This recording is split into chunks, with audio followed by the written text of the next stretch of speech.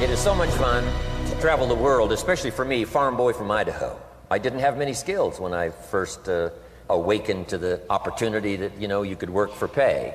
I knew how to milk cows, but, that was about it, and it didn't pay very well. But when I was introduced to network marketing, health and nutrition, a marketing system where I could start at the bottom, go to the top, and start part-time, it literally revolutionized and changed my life forever. I've never been the same. And a big share of my story now is sharing with people around the world this extraordinary opportunity. And then along with it, the philosophy that makes it work. Because you can have every technique in the world and the best product in the world, and you can have the finest support system in the world, but unless you have the philosophy that drives you to do the necessary things to make it work, then nothing works.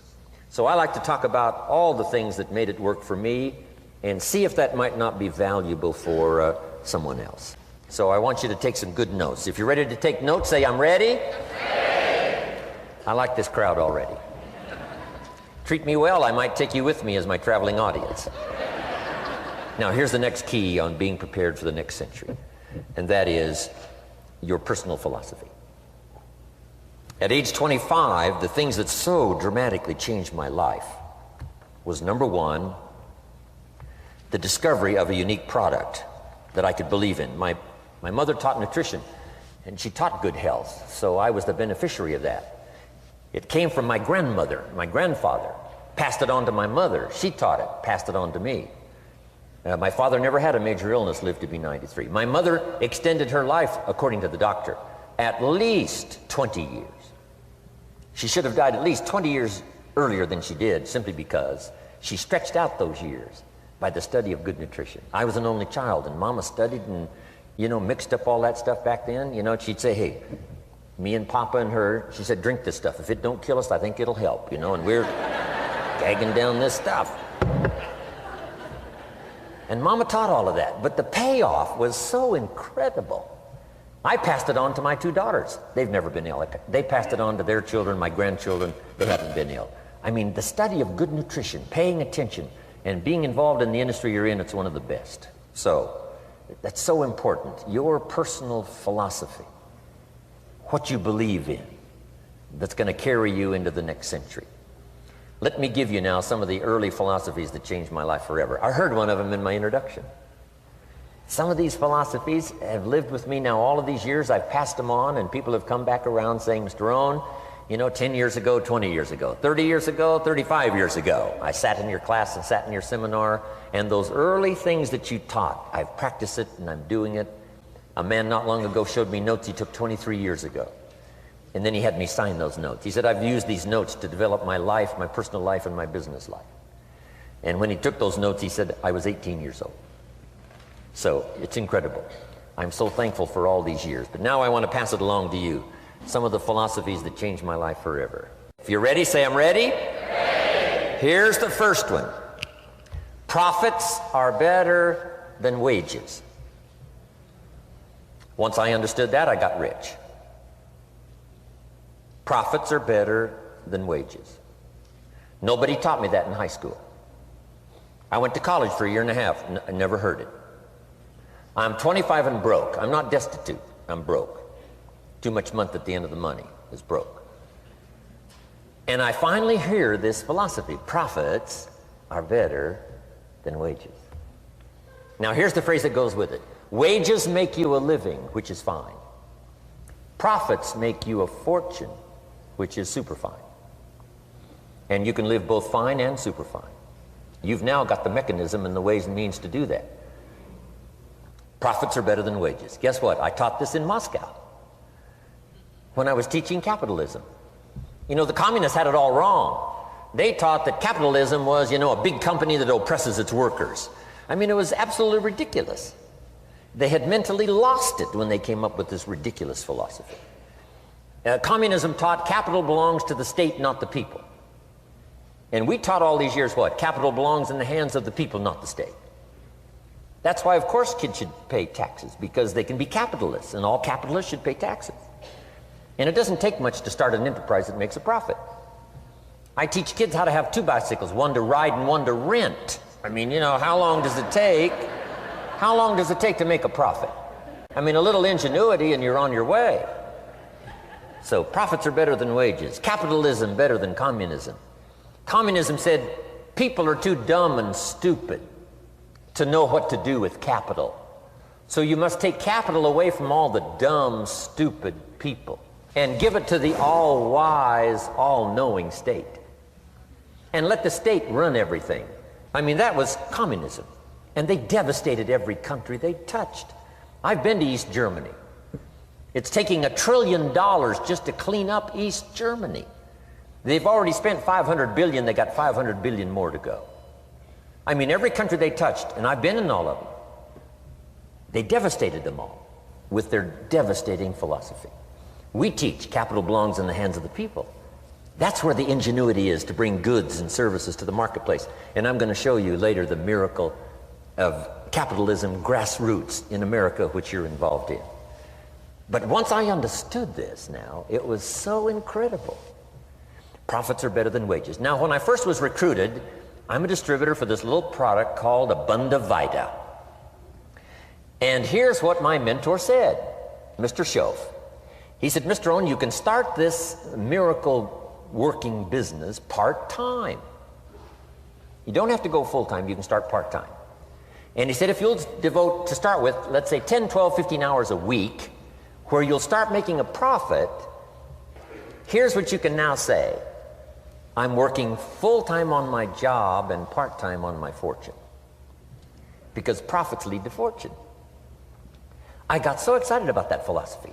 I'm working full-time on my job, but now I'm working part-time on my fortune.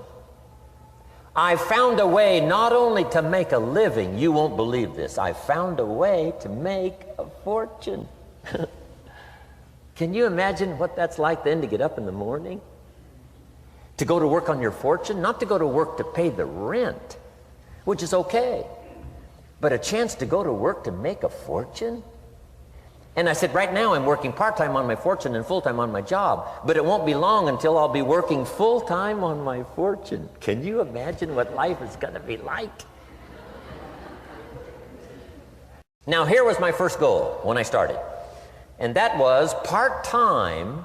I wanted to equal on my profits part-time what I was earning on my full-time job.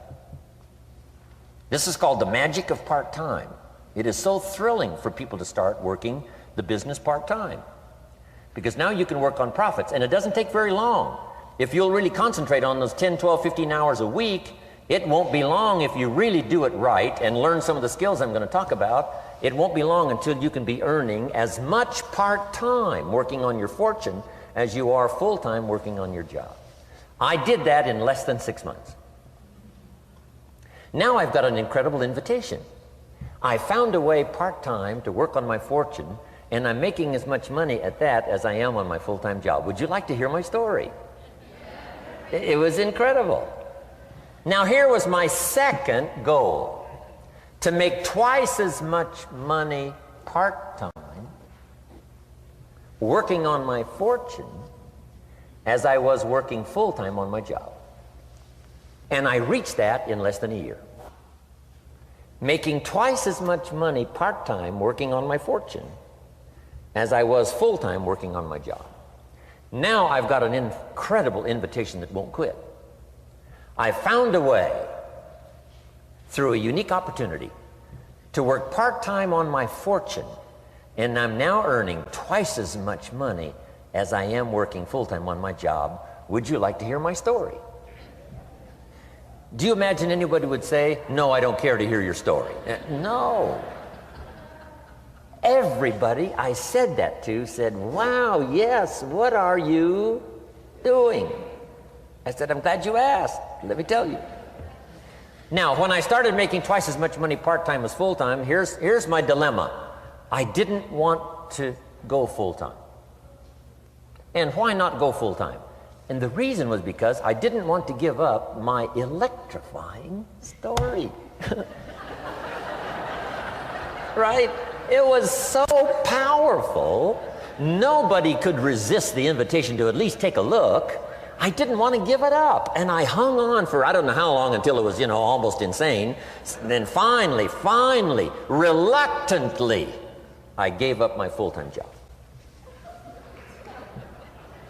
But now,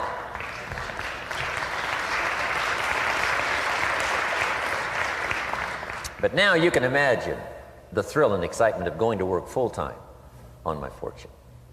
It was incredible. But I want you to jot down the magic of part-time. What does it take to really change a person's lifestyle? Not very much. An extra $1,000 a month, I'm telling you, will drastically change most American families' lifestyle. And that's why part-time is so valuable, because it very quickly changes a person's lifestyle. And here's what the change in lifestyle does. It's a great recruiting tool. One of the greatest recruiting attractions is the money you make part-time. Somebody said, "You've been on 3 vacations this year?" Says, "Yes, I got this little part-time thing going." Says, "What's that?" "You bought 2 new cars, one for you and one for her. How did you do that?" Said, "I got this little part-time thing going." Your kids have got all these new clothes? Yes. All this stuff is happening. What is it? An extra $1,000 a month. See, $1,000 a month full-time, nobody wants to hear your story. $1,000 a month part-time that starts to change your lifestyle, everybody wants to hear your story. So the key is part-time. The magic and the attraction of part-time gives you a classic invitation for somebody to listen to what you're doing that's changing your life. And it's not just necessarily the money that changes your life. It's what you do with the money. It's the change of lifestyle. So part-time helps to change lifestyle, which gives you a classic invitation to look at what you're doing. That's how I started in network marketing, age 25. Wow, these philosophies changed my life. I wish I would have learned them in high school. In high school, if they would have offered Wealth 1, Wealth 2, I'd have taken both classes. I wouldn't have waited until I was 25 and broke. Here's the next one. Philosophy that helped change my life. It's not what happens that determines your life future. It's not what happens that determines your life future. It's what you do about what happens. All of us are in like a little sailboat. And it's not the blowing of the wind that determines your destination. It's the set of the sail. So jot this phrase down. It's one of the best to understand. Kids need to understand it. The same wind blows on us all. The same wind blows on us all. The wind of disaster, the wind of opportunity, the wind of change. The wind when it's upside down, the wind when it's favorable and unfavorable. The same wind blows on us all. The economic wind, the social wind, the political wind. The same wind blows on everybody. The difference in where you arrive in 1 year, 3 years, 5 years, the difference in arrival is not the blowing of the wind, but the set of the sail. And that's what learning is all about, to set a better sail this year than last year. To set a better sail. The first 6 years of my economic life, I wound up broke. Second 6 years, I wound up rich. You say, well, the Democrats must have finally gotten power. No. No. No. It was not a political change. Here's what changed the second 6 years of my economic life. It was my philosophy that changed. The set of the sail of better thinking, correcting the errors of the past and picking up new disciplines for the future. That's all I had to do at the end of the first 6. Correct the errors of the past and then pick up some new disciplines for the future. And my total life changed. The second 6 years was totally different than the first 6 of my working life. And guess who can do that? Anybody. Now, you can keep on the same path for the next couple of years as you have the past 2. But if you wish to, and maybe everything's okay for you and you don't need to, but if you need to make some changes, I'm telling you, you can start doing it today so that the next 2 years will be drastically different than the last 2. And anybody who wishes to do that can. And you can do it between ages 40 and 43. You can do it between ages 13 and 15. You can do it between ages 60 and 62. Any 2 years, any 5 years, that you wish to drastically change from the previous 5, you can do it. If you wish to. Now this isn't written, this is not a law. Here's what it's called, opportunity. But if you don't know you can change, if you don't know you can drastically change your income, change your future, change your health, change your marriage, change everything. If you don't know that, some people then go year after year after year after year not making much change simply because they didn't get to the class. They never read the book. They never went to the seminar. They never made the discovery. They didn't seek for the knowledge of how could I make my life better. And if you just rock along, I'm telling you it's okay. Anybody can live any way they choose, but I'm here to tell all of you that if you wish to, it's possible to make the next 3 years totally different than the last 3. And all you have to do is just a few things. So if you got that one now, it's not the blowing of the wind that determines your income. It's not the blowing of the wind that determines your fortune. It's the set of the sail. And that's why we gathered here today. Maybe I've got some ideas that'll help you with a couple of little things about setting the sail of your thinking that might drastically give you multiplied more benefit the next 3 years than you've gotten in the last 3. So it's not what happens. What happens happens to everybody. Chevron years ago brought me in to talk to management. They said, Mr. Rohn, you travel around the world and you're fairly knowledgeable. What do you think the next 10 years are going to be like? I said, gentlemen, I can tell you I do know the right people. So they all leaned forward and listened carefully. And I said, gentlemen, the next 10 years are going to be about like the last 10.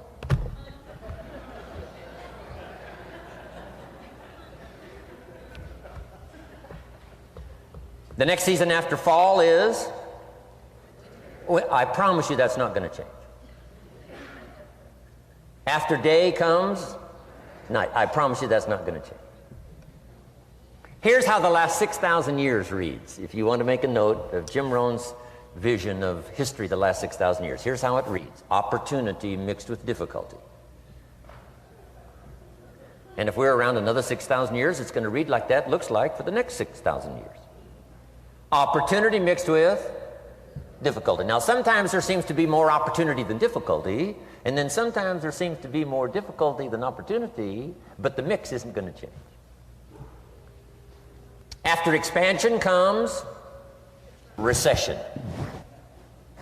But after recession comes expansion. Not to think so, see, is naive. And once you've got just a little of this stuff settled, then you know exactly what to do. You know exactly what to anticipate, so you can be ready. Now, here's the next one, and I heard it in my invitation. Here's what it says. For things to change, you have to change.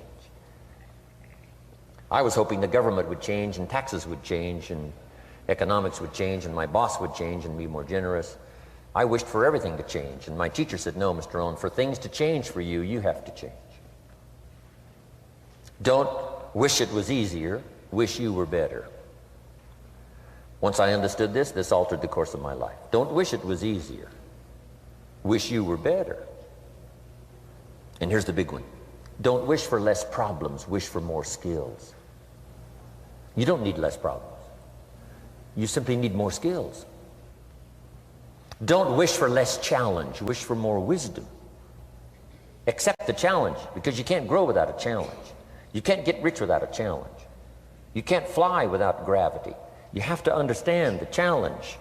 But that's the key, is to now develop wisdom to overcome the challenge. Don't wish for less challenge, but more wisdom. And then here's one more philosophy that helped change my life forever. You can do the most remarkable things no matter what happens. Humans can do the most remarkable things no matter what happens. Philosophies that changed my life. Here's one of the big philosophies I learned in network marketing. It's called the law of averages. If you do something often enough, a ratio will appear. Key phrase, if you do something often enough, a ratio will appear. It's amazing. It's uncanny. In baseball, we call it batting average. If you talk to 10 people, one says yes. Now the ratio has begun. 1 out of 10. Talk to 10, get 1. Here's something interesting about the law of averages. Once it starts, it tends to continue. This is colossal information. Once a ratio starts, it tends to continue. If you talk to 10 and get 1, sure enough, chances are excellent. If you talk to 10 more, you'll get another one. Talk to 10 more, you'll get another one. Now you can compete. If you can only get 1 out of 10, you can compete, even with somebody that can get 9 out of 10. If you've been here a long time, you can get 9 out of 10. I just joined, I can only get 1 out of 10. If we have a 30-day contest, I will beat you. Say, well, how could you beat me? Here's why. During that 30 days, you talk to 10 and get 9. I talk to 100 and get 10. I beat you. Isn't that clever? This is clever stuff. And I do it for two reasons. I sincerely wish to win. But I do it for another very sincere reason. I wish for you to lose. And that's noble on my part. Here's why it's noble. You learn more by losing than you do by winning. So I wish to give you that experience. Now here's how I do it once I understand the law of averages. When I'm new, I make up in numbers what I lack in skill. I make up in numbers what I lack in skill. Now who can do that? Anybody that's ambitious. Anybody with a little ingenuity. Anybody. Doesn't matter. Now here's one more. The law of averages can be increased. You get 1 out of 10, talk to 10, get another one. Talk to 10, get another one. The fourth time you talk to 10, you get 2. Why would the fourth time you talk to 10, you get 2 instead of 1? You're getting better. You're getting better. And who can get better? Anybody. Talk to 10, get 2. Talk to 10, get 2. Finally, talk to 10, get 3. I finally got up to about 3. Now, it takes more than a genius to go past like 3 or 4. But 3 will do. If you bat 300 in baseball, they pay you $4 million a year, which means you're out 7 times out of 10. 7 times out of 10, out. Make $4 million a year. Are you ready for that? So, this works so well now in your business. Just jot the phrase down. You don't have to bat 1,000. You don't have to bat 1,000 to make big money. 1 out of 10 is fine. 2 out of 10 is terrific. 3 out of 10 is fabulous. Some particular incredible genius might get 4 out of 10. But 3 out of 10 is sufficient to make you rich beyond your wildest imagination. This is how I went after my friends, neighbors, and relatives when I first started recruiting. I said, look, I've got a new business and I'm getting about 3 out of 10 to join. And I don't mind you, just come to the meeting and be one of the 7.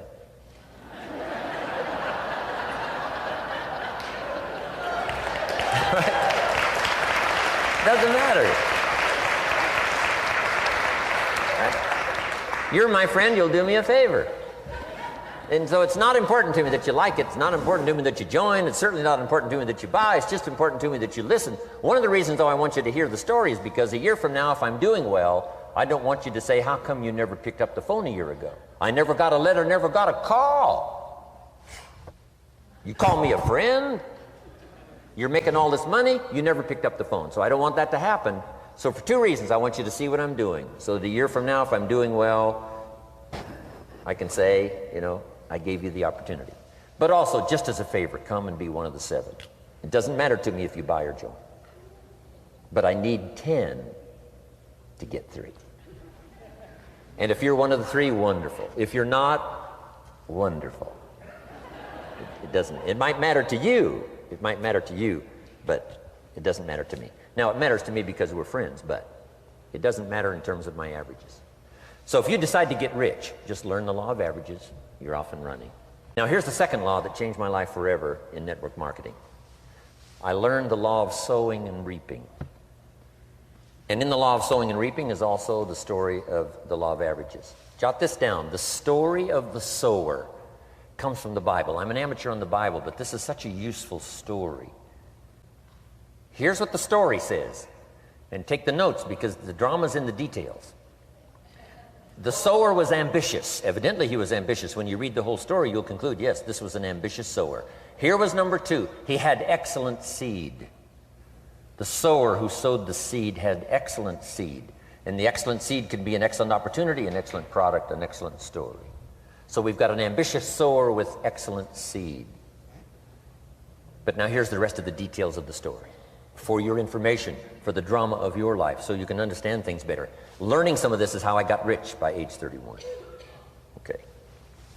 Number 1, it says the sower goes out to sow the seed, but the first part of the seed falls by the wayside and the birds get it. So jot this down. The birds are going to get some of the seed. The birds are going to get some of the seed. Now you say, well, Mr. Rohn, what does that mean? Well, I invite John to come to a meeting. He said he'd be there Tuesday night. Tuesday night I show up, John isn't there. I say, John, I wonder why John didn't make it. Now I know the answer. The birds. The birds. John had this great idea of coming to the meeting to look at an opportunity, and somebody stole it and said, you're not going to go see network marketing. And he says, well, maybe not. So have you jotted that down now? The birds are going to get some. Now, when the birds get some, you've got two options. Number one is to chase birds. And say, well, let me get a hold of the person that talked him out of coming to the meeting. I'll tear him a new page. But I wouldn't do this. Here's what happens if you go chasing birds. You leave the field.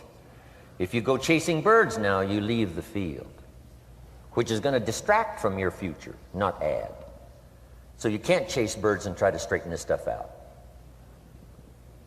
Here's what it is. It's just one of those things.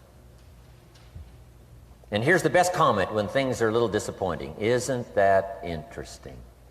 You just have to say, I thought sure he would be there. He promised me.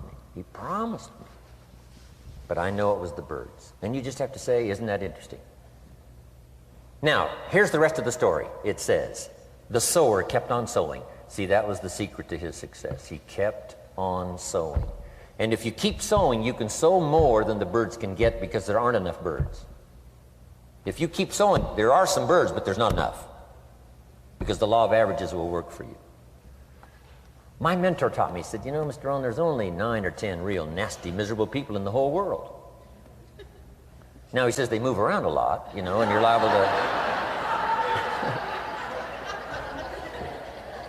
You'll bump into one once in a while. But when you bump into one, you say, there's only 9 more like you. I can handle that in the whole world.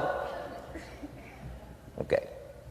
Now, here's what else it says. The sower now keeps sowing the seed. Now the seed falls, the story says, on rocky ground where the soil is shallow. And the rocky ground where the soil is shallow is not of your making, because you had excellent seed and you were an ambitious sower. So the rocky ground where the soil is shallow is not of your making. But here's what it says what happened. This time, the little seed that falls in the ground starts to grow, and the little plant starts to grow. But the first hot day, it withers and dies. It dies. Not an easy thing to watch. I finally get John started. Sure enough, 3 or 4 days later, somebody says, boo, and he goes,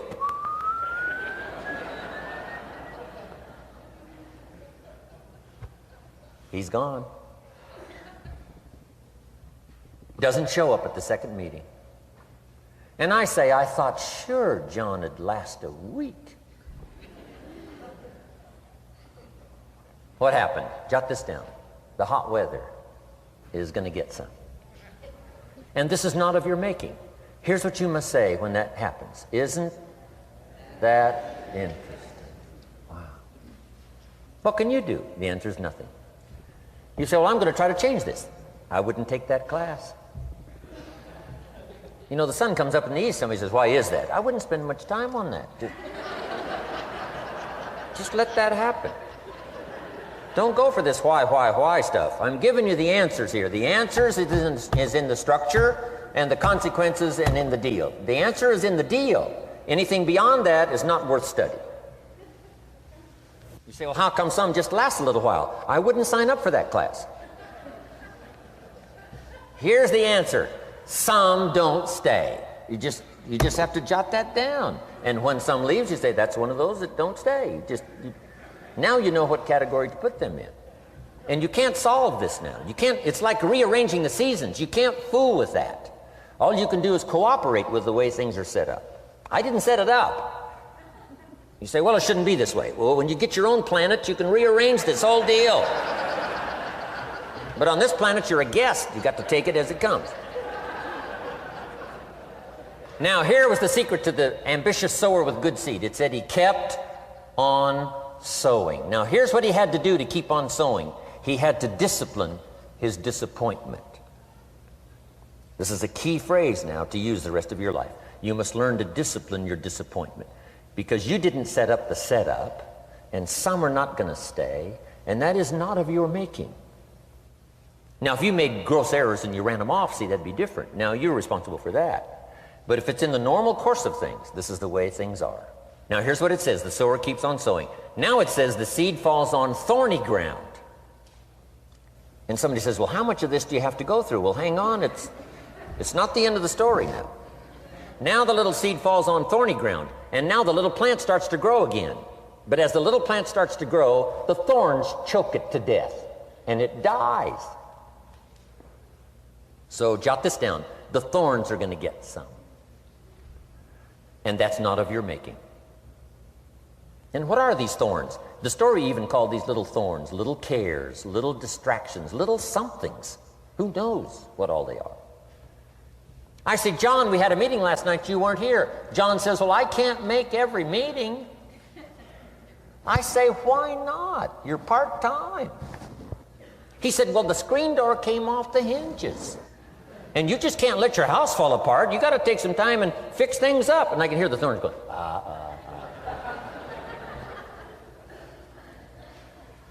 He says some extra trash had piled up in the garage. You can't let mountains of trash take over. You got to keep your trash hauled out. People who let little things cheat them out of big opportunities. People who let little things cheat them out of big opportunities. And you feel almost helpless. What could I do about that? And that's nothing. And you say, well, why is this? I'm asking you not to sign up for that class. Don't sign up for these why is this class. It's just the way it is. Like winter following fall and spring following winter. So if you got that, the thorns are going to get some. But now here's the good news. Let's read the rest of the story now quickly. The sower now what? Keeps on sowing the seed. Keeps on sharing the story. Keeps on giving an invitation. Yes, the invitation can be more powerful for me as it was 1 year later than it was the first month. Because now I'm saying I'm making twice as much money part-time as I'm making on my full-time job. Yes, the story can be more powerful, but the law of average is still going to work. But now here's what the story said.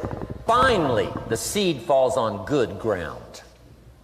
Finally, the seed falls on good ground. Now put this in parentheses. It always will, if you keep sowing. If you share a good idea long enough, it will fall on good people. But now here's the rest of that story. Some of the good ground did 30%. And some of the good ground did 60%.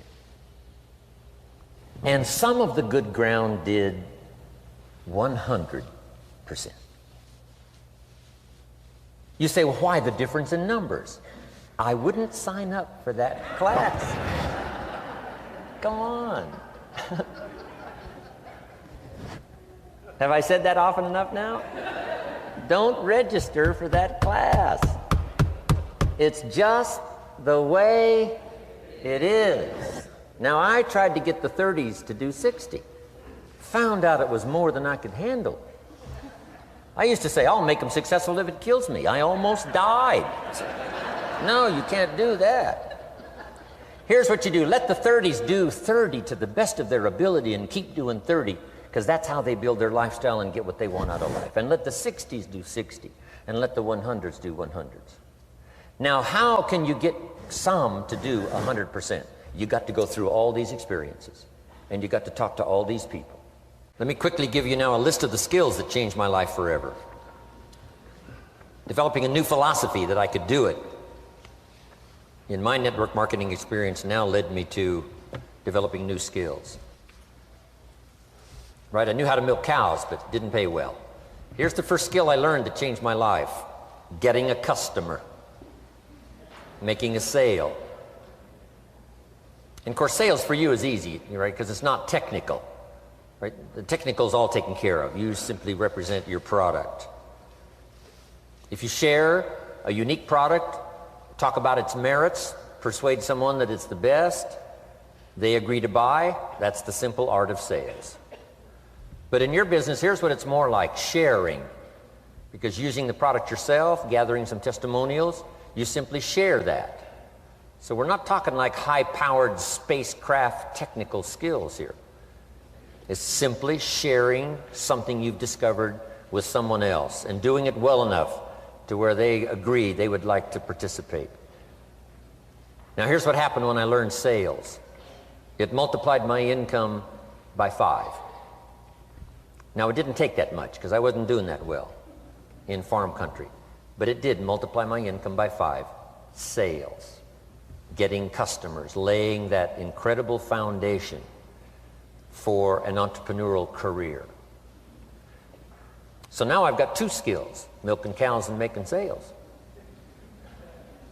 Here's the next one I learned that changed me forever, and that's recruiting, introducing the business opportunity to new people, learning how to give a good invitation, learning how to give 2 kinds of presentation, formal and informal. And the third part of recruiting, of course, is following up. Once you start a new life, now you got to take care of it, like a new mother would take care of her baby. You don't start a new life and abandon it. You start a new life and nourish it like a mother and protect it like a father.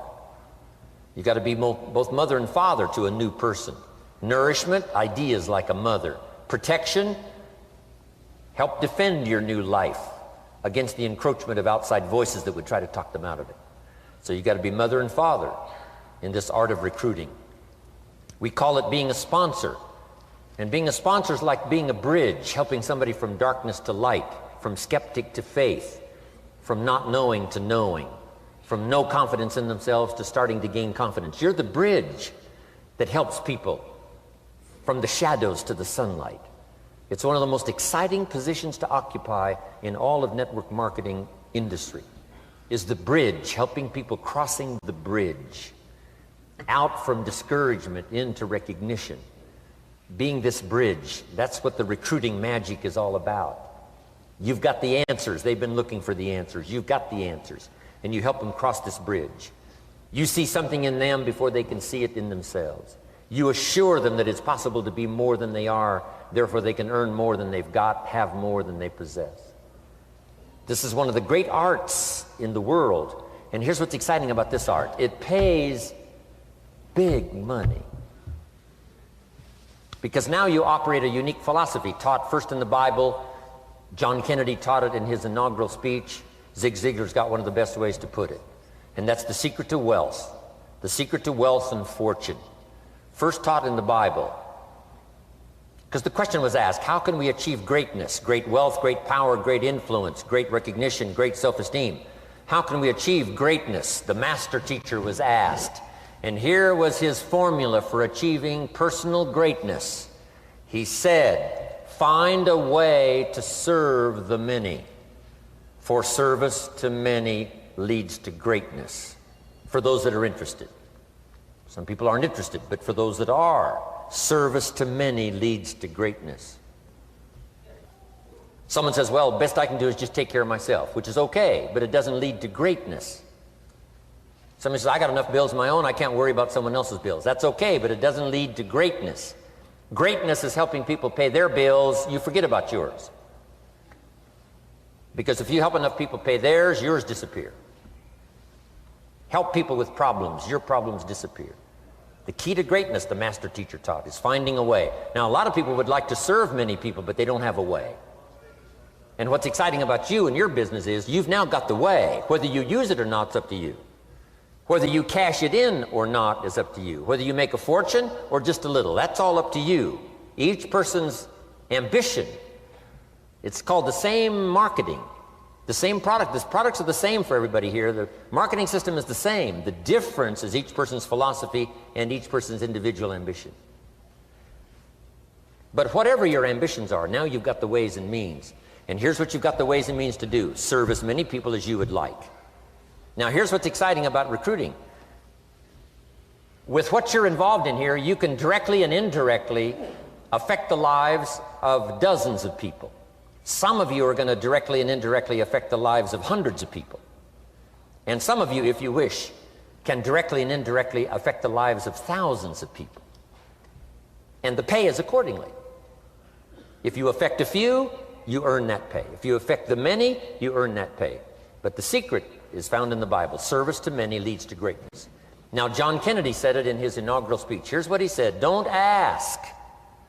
Don't we wish that was the current political philosophy? Where is John Kennedy and his philosophy? John Kennedy said, don't ask. That's important if you understand philosophy. He said, don't ask what the people can do for you. Don't ask what the country can do for you. Don't ask what the government can do for you. That's not how you get rich. That's not how you have high self-esteem. That's not how you get trophies to put on the mantle above the fireplace, asking what the people can do for you. Don't ask, he said, what the people can do for you, but ask, what could I do for my country? And the country means the people. What could I do for the people? I want trophies. I want recognition. I want high self-esteem. I would even like a chance to make a fortune. John Kennedy says it's easy. Don't ask what the people can do for you, but ask, what could I do for the people? Could I directly and indirectly serve many in my country? And now that you are participating in this program, the answer is yes. Now, Zig probably said it best. Zig's got some great stuff. Zig and I have been good friends for a lot of years. Zig says money isn't everything, but it ranks right up there with oxygen. Yeah, Zig, you're right. Zig says, my dentist told me, Zig, only floss the teeth you want to keep. You know, forget the rest. But here, Zig is famous for this now. This is one of Zig's philosophies, and it goes right along with the other two, the Bible and John Kennedy. Here's what Zig says: if you help enough people get what they want, you can have everything you want. If you help enough people get what they want, you can have everything you want. Now, wanting everything you want, we call that self-interest. But it's okay to have self-interest if you do it in a positive way. By helping enough people get what they want, you can have everything you want. Now, you can accomplish all that by learning this next skill called recruiting. And I learned it, and it made me fortunes. So now I've got 3 skills: milking cows, making sales, and recruiting. Here's the next skill I learned that paid big money: organizing. Once you got a few, get them to work together, see, and that's magic. Getting people to work together is magic. Now, yes, it's challenging, like having some, several members of your family, getting them to work together is challenging, but it's magic. Getting husband and wife to work together is challenging, but it's magic when it happens. But everything magic is challenging. Just got to jot that down. Everything magic is challenging. But once you figure out the challenge and go for it, then the magic occurs. Let me tell you how magical people working together is. Let me quote the Bible again. It says, if 2 or 3 agree on a common purpose, nothing is impossible. Just try that on for your mental size. If 2 or 3 agree on a common purpose, nothing's impossible. Everybody's looking for a challenge. Here's what I teach, especially the kids. Here's the best challenge in the world. Let's go do it. Not you go do it. Let's go do it. If 2 or 3 of us decide on a common purpose to do it, nothing's impossible. Incredible. Working together, organizing. Now, when everybody's an independent, now it's a little more challenging. Like having kids, they've each got their own opinions. They've each got their own ambitions and desires. It's challenging. You've got a variety. But that's what makes life, the variety. And it is, in your business, it is challenging, getting people to work together. It's like herding cats. Sheep are easy, but you got to try cats, herding cats. But if you can possibly get it done, the power is so immense when you get people to work together. Here's one of the powers of working together: shared testimonials. If I've got somebody new and you're there and I'm there, I give them my testimonial, you give your testimonial. Maybe what tips the scales in getting me a new person is not my testimonial, but my partner's testimonial. Somebody I'm working with, their testimonial got them. Shared testimonials are so powerful. That's why working together is okay, is powerful. Now, working by yourself is okay. All this stuff is okay. Everybody needs to know, though, where are the advantages? And these are some of the advantages. I learned to organize, paid big money. Here's what I next learned to do: promote. Promotion now pays staggering money. Now, the company comes up with what we call major promotions. Here's what you've got to come up with: the smaller promotions. The company comes up with major recognition. You've got to come up with small recognition for your people around you. The top 5. The company's got top 5. You've got your own top 5 in maybe 2 or 3 categories: top 5, top 5, top 5. And those little recognitions, to reach certain levels in the company, you have to take major steps. But for you, recognition, let them take small steps. Here's one of the secrets of your kind of business: rewarding people for small steps of progress. Rewarding people. Sometimes it's just recognition, handshake, pat on the back: Mary, you're doing a fabulous job. And you figure out what those recognitions are. Small steps of progress. Guess what promotion pays if you learn it well? Big money. Getting people to do something they wouldn't ordinarily do by themselves. People will do some unique things by themselves, but if you can figure out a way to say, Mary, if you do this and this, she says, well, I'll go for it. Now, she wouldn't have thought of that on her own. Here's what works magic. It's better than money. Money's a bit unimportant. Here's what's important: ingenuity. The best place to wake up your ingenuity is what you're doing right now. Representing a unique product and getting customers, recruiting distributors, and promoting and all this stuff. Ingenuity. Figuring out a way. If it doesn't work this way, we'll work another way. I used my ingenuity, made a fortune. My ingenuity worked on doing all these campaigns: the spring campaign and the summer campaign and the winter campaign. This week we're going to recruit school teachers. How many of you got? How many of you got? This is school teacher week. School teacher month. I'd pick out a little category and say, let's go for it. And it doesn't matter what it is. Just dream up something so that somebody's got a little more objective to go for than just their own. Key phrase: we all need to belong to something bigger than ourselves. Because we furnish inspiration for what's bigger, and the bigger furnishes inspiration for us. I learned promotion and it paid big money. Here's the next I learned: communication. How to conduct a meeting. I learned identification, logic and reason, attack and confess, solution. Simple deals on communication. Wasn't easy for me at first. I stood up to give my first presentation, my mind sat back down. Right? Y'all been through that? Opened my mouth, nothing came out for a while. But here's what I did. I did it again. Just jot that phrase down. I did it again. That's the secret to how I got here. 35, 40 years later, it's how I got here. I did it once, it was uncomfortable. That first presentation was so lousy, if I hadn't have been doing it, I'd have gone home. It was not that good. But here's the secret to how I got here. I did it again, and then I did it again, and then I did it again, and I did it again. I remember when I first decided to be a little more animated, right? And walk out away from the podium, right? Get out from just behind the podium. So I got out there, and then I thought, how do you get back? Whoa, I'm stranded out here. Remember those times? Doing something for the first time? But you learn quickly in your business, right? In your business, the guy stands up to give his first testimonial, and he's so nervous he forgets his own name, right? And 30 days later, he wants to give a 3-hour testimonial, right? You can hardly get him off the stage. So, learn communication. How to affect other people with words. That's the greatest art in the world to learn. How to affect other people with words. Key phrase: don't be lazy in language. If you learn to use the gift of your own language wisely, it can make you a fortune and build an incredible life. Here's 3 other things I learned. One is to train. Training people how the business works. And then I've used another word called teach. Train and teach. And only to say this: training people how the business works, teaching is how life works.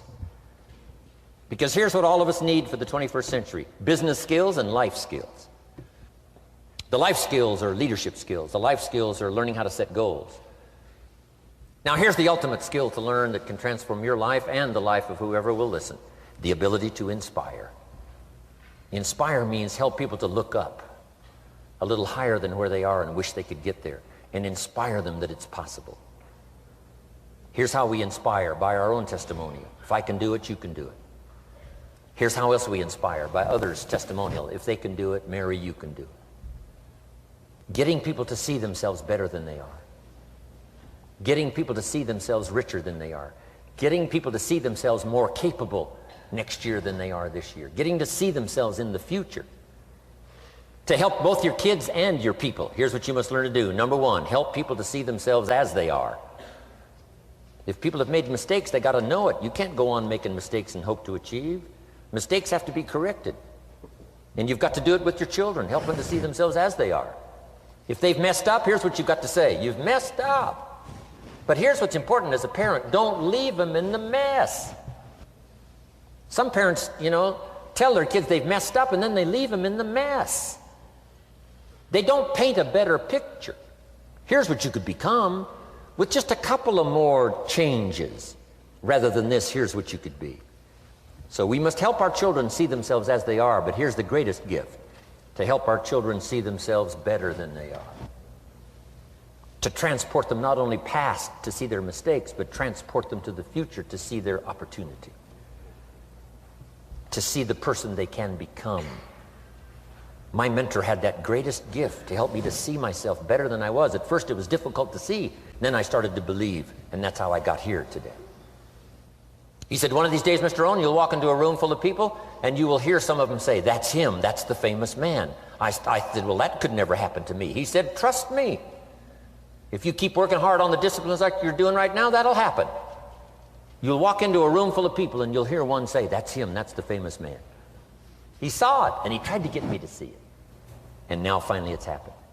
I think when I walked in here today, I think I heard someone say, that's him, that's the famous man. It happened for me.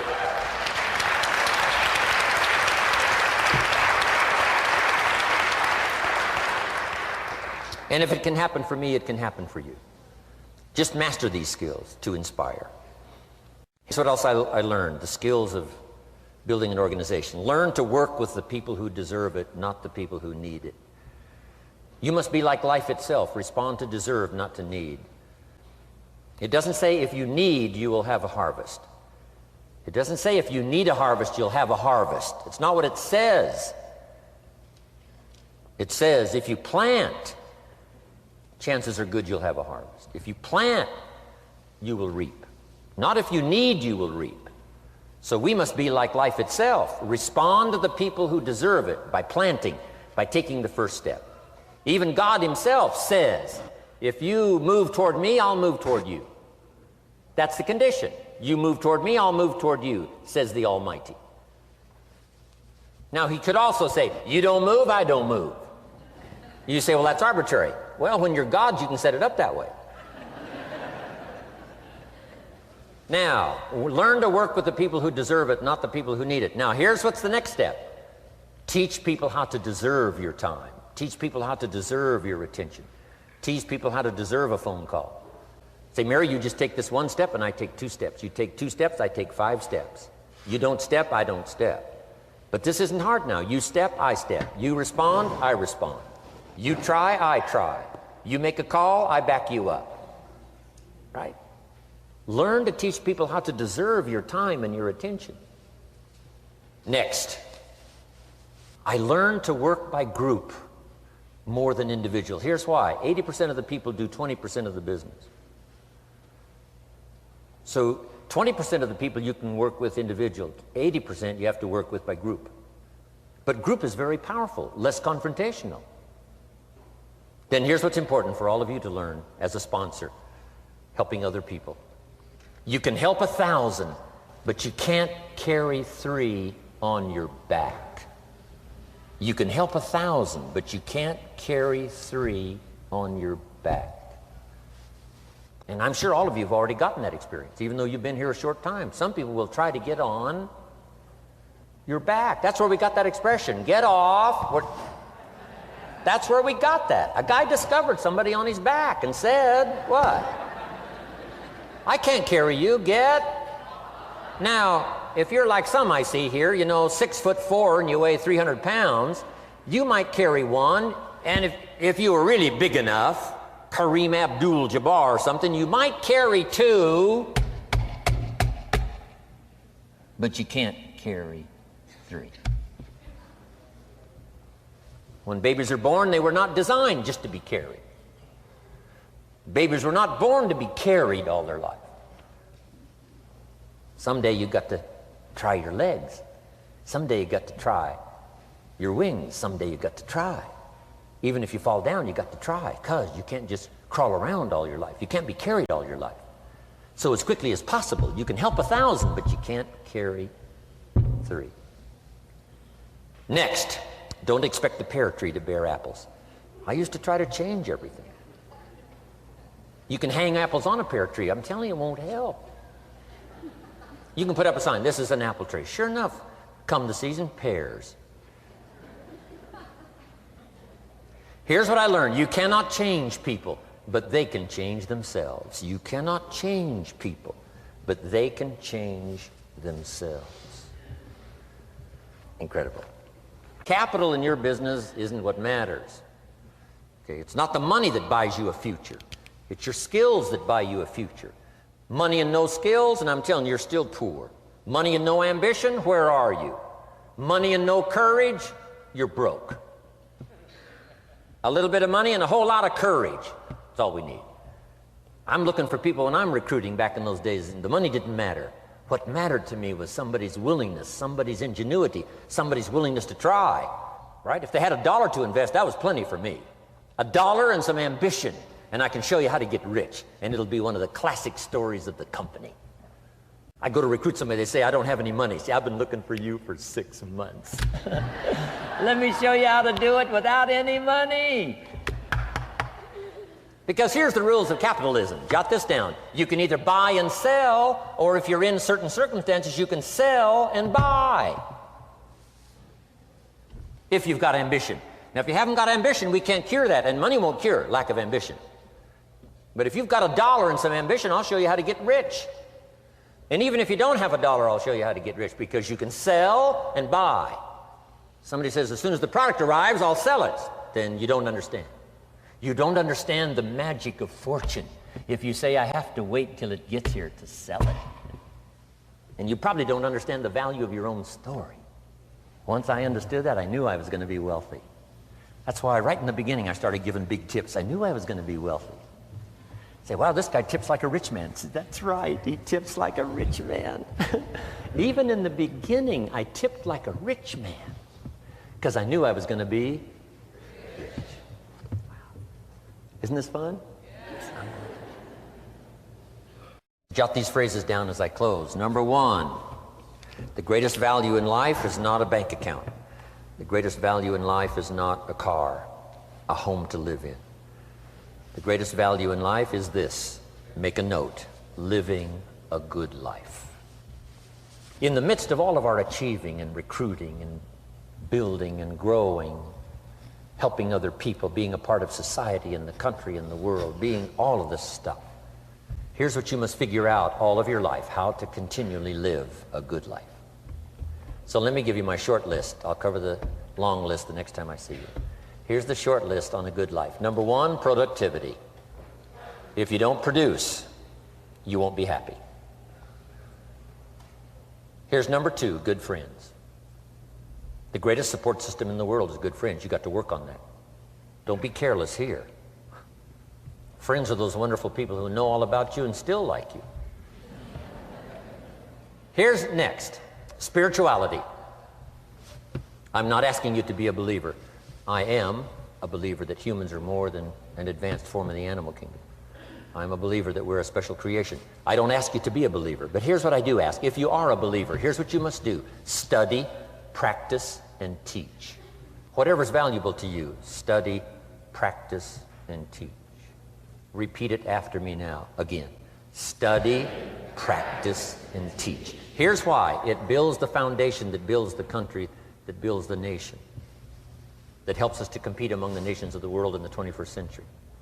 And this is one of those subjects, to study, practice, and teach. Next, my parents taught, don't miss anything.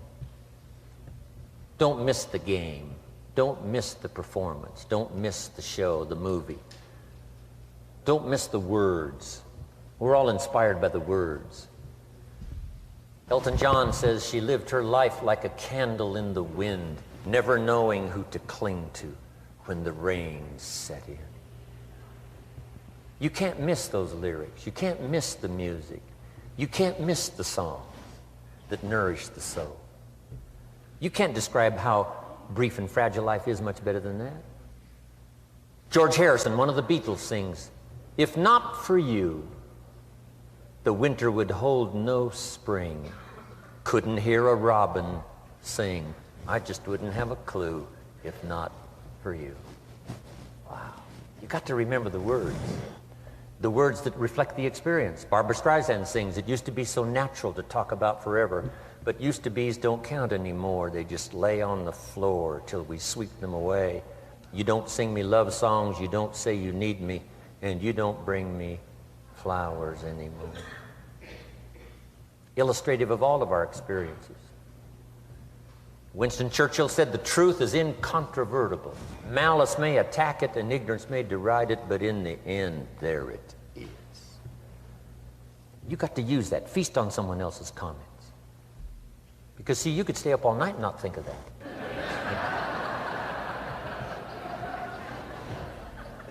I'm asking you to do your research. I'm asking you, don't miss anything. Don't miss the play. When my father was 93, just before he died, if you would have called him at 10:30, 11 o'clock at night, he wouldn't be home. He's at the rodeo. And he's watching the kids play softball. He's at church. He's watching the concert somewhere. Every night. My parents taught me that. Don't miss anything. Even the little small things, don't miss. The big things, don't miss. Don't miss, don't miss. It's part of living a good life. Here's why. Jot this phrase down. It'll serve you well forever. If you live well, you will earn well. If you live well, it'll show up in the texture of your voice. If you live well, it'll show up in your face. If you live well, it'll show up in the magnetism of your personality. If you live well. So don't miss the nourishment of all the things around you that could help you live a good life. Next is the inner circle. Take care of them, they'll take care of you. Inspire them, they will inspire you. Nothing more valuable than the inner circle. That's where the power to conquer the world comes from, the inner circle. If a father walks out of the house and he can still all day long feel his daughter's kiss on his face, he's a powerful man. That nourishment of the inner circle is so incredible.